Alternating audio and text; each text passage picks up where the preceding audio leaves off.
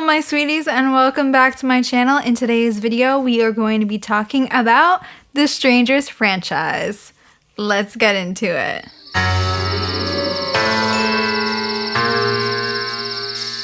So I think these movies, they do not need an introduction here on this channel because I know you all are a part of the horror community, as am I, and we have all seen The Strangers Part 1 and Part 2.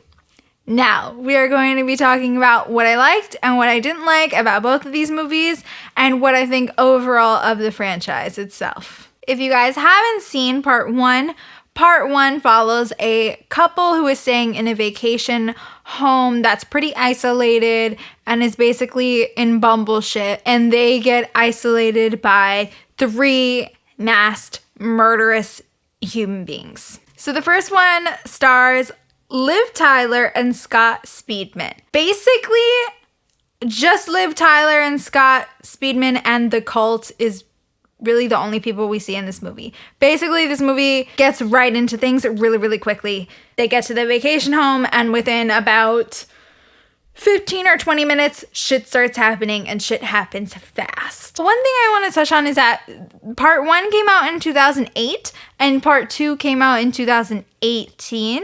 So right off the bat, you guys know it's going to be completely different in the way it looks and probably in tone. I want to talk about some things I liked about the first movie. So obviously I love the cult. I love the man in the mask. I love Dollface. I love the pinup girl. I just love the whole cult. Like, I love that we don't know who they are. We don't see them without their mask. Especially in the first one when they actually have that moment at the end where they take the mask off to show who they are right before they're gonna kill both Liv Tyler's character and her husband. It was really great that they didn't show us who they were and only the characters got to see that, because I feel like that really was more scary, and I loved the reaction that Liv Tyler had when that happened. It was pretty shocking, pretty damn scary. I did really like the kills in Part 1. I basically love that this group of individuals, they just don't stop. They don't stop until you're dead, and that's it. I do want to touch on something that I know is a bit controversial. I know that The Strangers Prey at Night, which is Part 2, I know that The Strangers Prey at Night didn't really do too well, and I know that a lot of people were upset, and they were like, why did they even make this? We don't need this. Nobody asked for this. But I want to say, I really enjoyed Part 2. I enjoyed Part 2 more than Part 1. The reason for that is just because I feel like Part 2 is a big improvement, and it's just overall there's a bit more story there, so a bit more that I can get attached to. I know that Part 2 can be a bit tropey sometimes. Obviously, we have like the stereotypical edgy teenager and she's getting sent off to boarding school because of her bad behavior, you know, and then we have the son that obviously the parents favor the son because he's the least problematic and he plays baseball and, you know, I know a lot of it is tropey, but I enjoyed that. I think that added a lot of fun to it.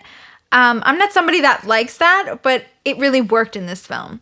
Another thing I want to say is just, I'm not too sure why people didn't gel well with Part 2 because it is written by the same guy who wrote the first one. I know he did write it with somebody else, but I still think that overall the film had the same tone as the first one, and it had the same feel. I feel like it was just the perfect way to make a Part 2. I don't know if it's because the first one is obviously from 2008 and early 2000s horror movies, they were a little rough, but I mean, obviously The Strangers is one of the very good ones of its time. Another thing that was really important to me in Part 2 that made me just love the movie even more was just the use of the music and just the choice of music that they used for each scene. I think it was so fun and it was impactful and it was also intense, but it was also a bit funny. Some like really iconic scenes that I'm never gonna forget from Prey at Night is the pool scene. The pool scene, I talk about this all the time. I actually recently just talked to my friend Cody about this. Shout out to Creepy Cody on Instagram. Basically, the pool scene, it's iconic. Lewis Pullman's character just like trying to get away from the man in the mask, and the man in the mask is like grabbing at him. They're like fighting each other. They're like trying to kill each other. And just the perfect song comes on, and it's just, oh my god, what is that song called? Total Eclipse of the Heart starts playing, and it's just great. Thank you. Thank you for that, because to me that was really humorous. And like, I'm not a crazy person, but it was meant to be humorous, no? There are also some really fun moments in part 2 that I really, really liked that are basically just like homages to old 80s horror films. Specifically the end, like the very, very end, when Bailey Madsen sees the woman driving by and she's trying to stop her so she can get help. She thinks she got away. She killed everybody. And then all of a sudden, the man in the mask just like pops up behind her and she jumps in the back of the pickup truck.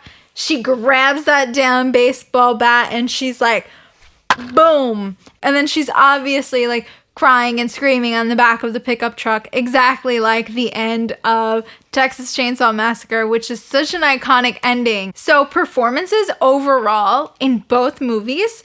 I do want to talk about part 1 first. So in part 1, we have Liv Tyler, and I enjoyed her performance. I think when she was very scared, you could feel that intensity. I enjoyed Scott Speedman as well. I thought he was pretty good. Overall, they were great together. They had really good chemistry. They did what they had to do. In part 2, we have a lot more characters. We have Bailey Madsen, Christina Hendricks, and Lewis Pullman. Overall, I really like that this time it was a family, so there was more people. I feel like that makes it a little more intense. The moment specifically where Bailey's character sees her mom die in her face was so intense, and I really, really loved the old school zoom in on her face when she is like shocked that Dollface just stabbed her mom. That made me like, ooh, okay, shit is getting real. I also think that Bailey Madsen is such a great young actress. I think that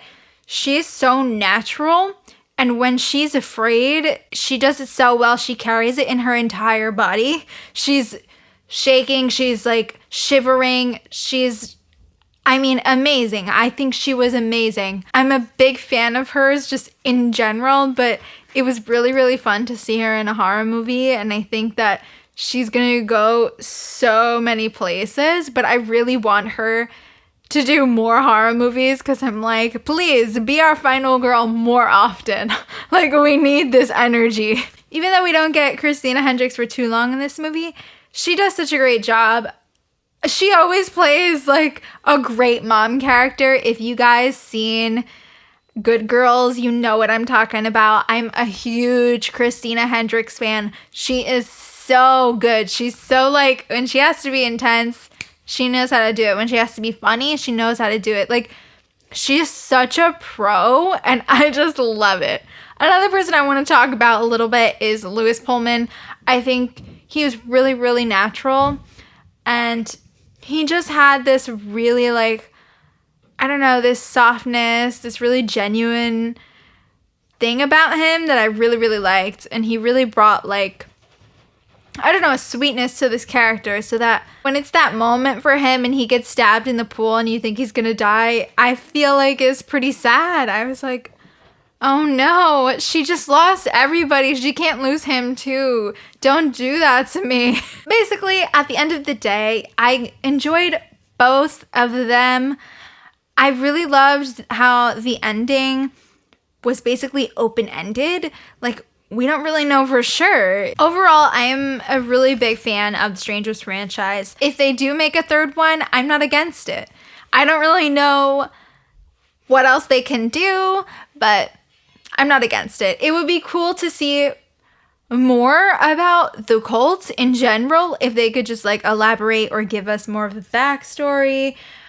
But then again, it's also pretty cool just not knowing, because that kind of makes it a little more scary, a little more mysterious, and I like that. So I don't think necessarily we have to get a backstory. Overall, I want to give my rating for part 1. I am going to give it 3.5 levs out of 5.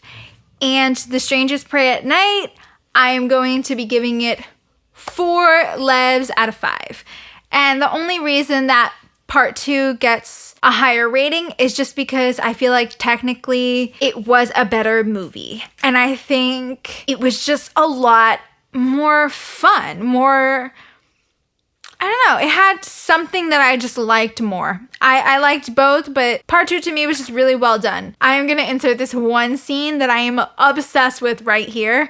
And this is just exactly why I love part 2 so much.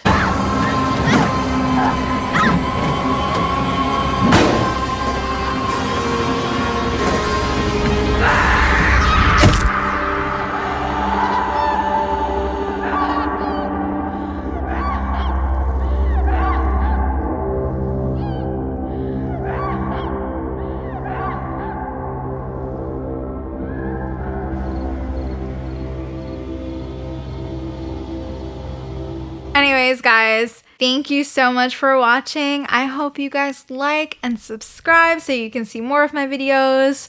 In my next one, we're going to be talking about the latest zombie flick on Netflix, #Alive. So if you're interested in that, stay tuned, click the notification bell. You guys know what to do. Okay, that's it for me. Bye.